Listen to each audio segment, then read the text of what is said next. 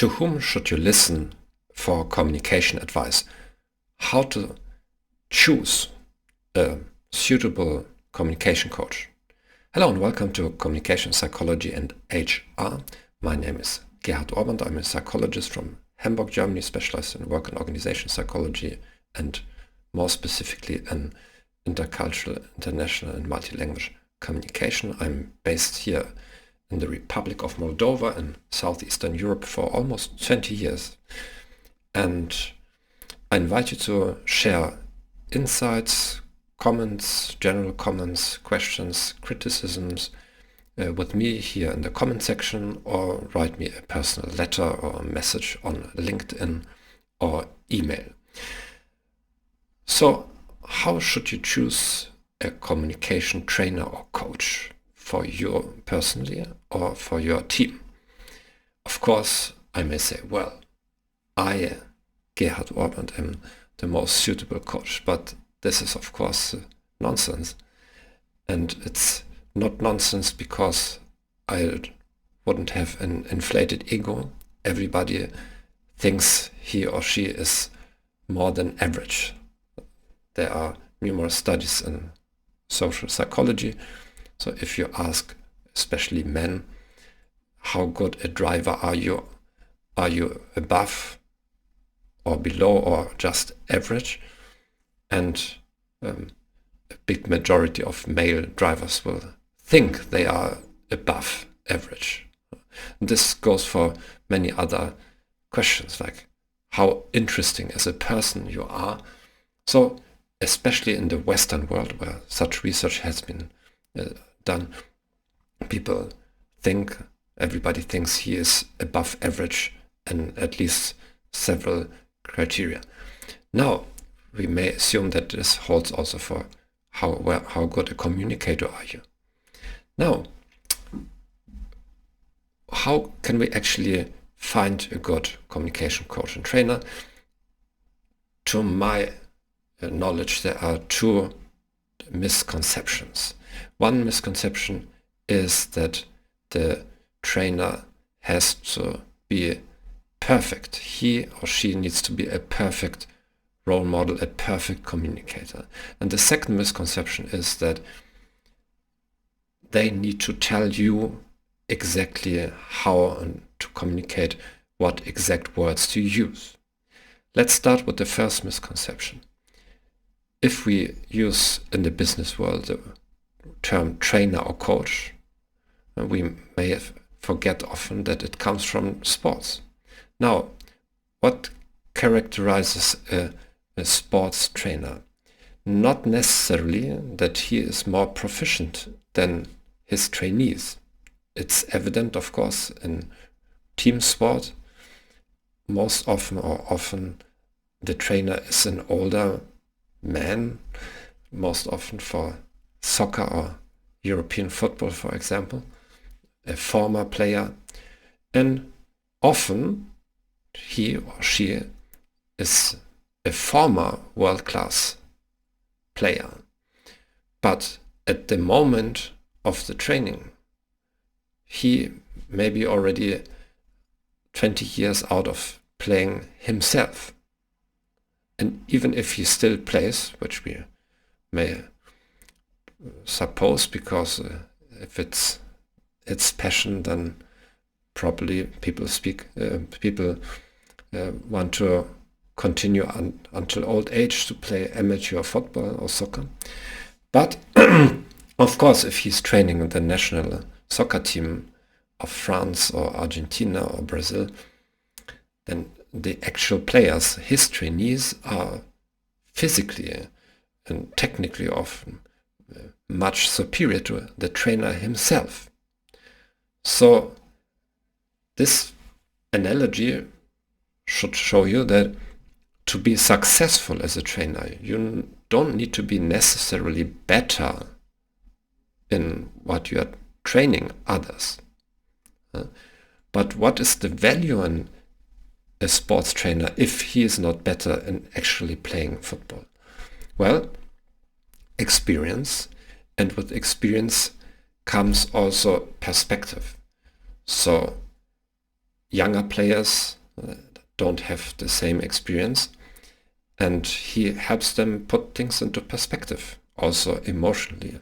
Like a big part in sports is the psychological component, like how to manage your emotions, especially after a defeat, or how to keep calm before a decisive phase of the game. So that's his contribution. And he also has feedback to give. So every professional sportsman or woman has a trainer. And one main function is that it's a person that holds you accountable. It's a person that gives you an opinion from the outside.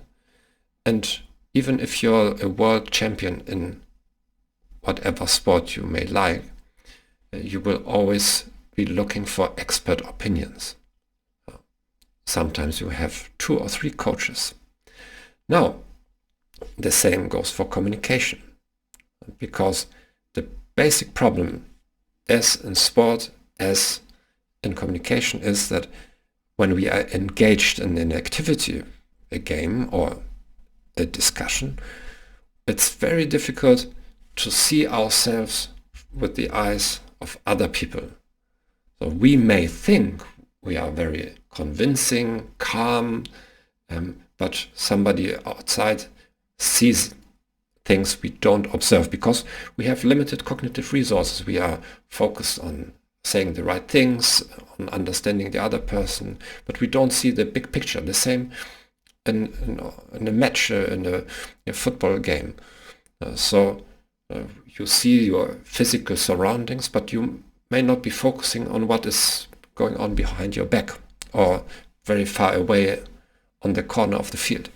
So also, the second misconception, the role of the trainer, I believe also in sports, but I'm not a specialist here, for example, in group sport, is not to tell you in every situation of the game, left, right. No, you need to do that yourself, correct? That it's not possible. So even if you had headphones and the trainer was speaking to giving instructions to every player, I don't think that's the optimal solution.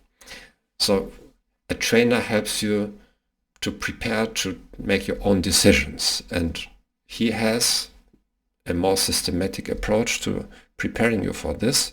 He knows probably different models, tactics, strategies, techniques, how to prepare you for becoming independent during a match, a game, or in a conversation. Now, another problem is, as with sports, you have so many different elements going into being a successful communicator. A successful football player needs to combine a lot of different traits. Physical fitness, in general physical fitness, but also visual abilities like to perception, maybe to see at the corner of his eye what's happening. So there are lots of micro skills necessary for becoming successful in sports and in communication. So it could be working on your voice, and also this can be broken down into many, many different facets. So like it could be the clarity of pronunciation, it can be your intonation, it can be the strength of your voice, so speaking without a microphone so that everybody can hear you. Side note, not necessarily louder. Sometimes experienced public speakers actually speak quiet, like in the theater without a microphone. How to project your voice to the back row without overly relying on physical strength. So how to whisper so that everybody in the room can hear you. So then asking questions. It's a science for itself. Or the latest fad or trend is storytelling, especially in sales and marketing. So how good are you at telling stories? And there are different stories. There are hero stories, there are anecdotes, jokes, and so on and so on.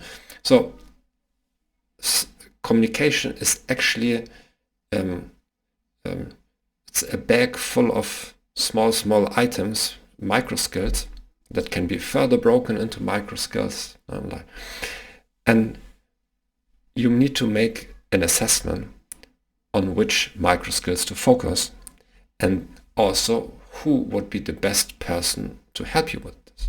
For example, if you take me as a potential language coach, there are areas where I feel highly incompetent. For example, how to develop your voice. I would much more recommend you finding a professional theater actor or an opera singer and help you develop your voice. I myself am willing to take lessons with them. Or public speaking. I don't consider myself an expert in public speaking. So there are people who do this better. Or in general, body language. It's not my specialty. I'm not good at it.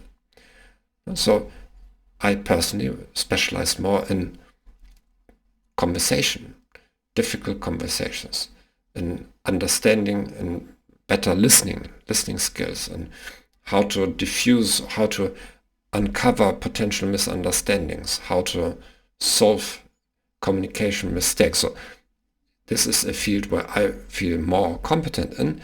And of course, here we have also different micro skills. And there are people who are much more competent in everything that I do. That's normal. So now the big question now is, well, if for every aspect in communication there are better or less prepared coaches, well, how can I, as a non-expert, choose what communication skills concretely to work upon? And this is a topic we will cover in one of the next videos. If you have comments, questions, please contact me, let something here. And also thanks for recommending this channel further. All the best, and I wish you much success with your communication. Bye-bye.